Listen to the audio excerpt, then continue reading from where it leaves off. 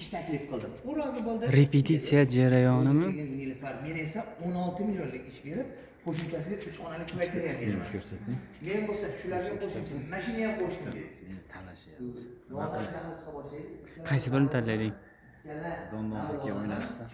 Bering ko'rsatamiz o'sha. Vaziyatni kuzatadi. Ikkalasi bu yoqqa nimoy ketadi ozgina.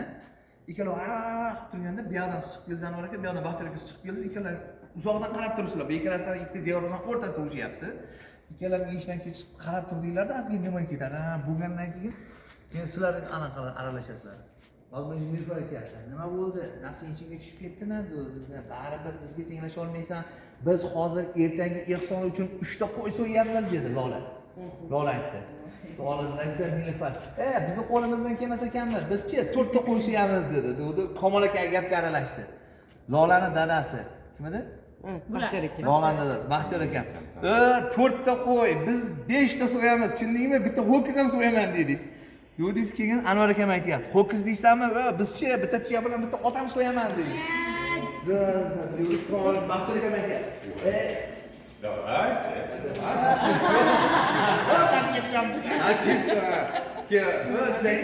Ko'p otda ketma, bitta qo'ng'iroq qilsam, Xitoydan kit jo'natadi. Qon aka, kit, sal pasolchovor, o'sha kitni Xitoydan jo'natadigan bor-ku. Xitoyingda fil sotadigan tanishlarim bor, tushundingmi? Men fil so'yaman dedingiz. Diyor, ikkalaring ana shu yerda yana bo'ldi, yana nimoy kadr bo'ldi, ana u ovoz bo'yni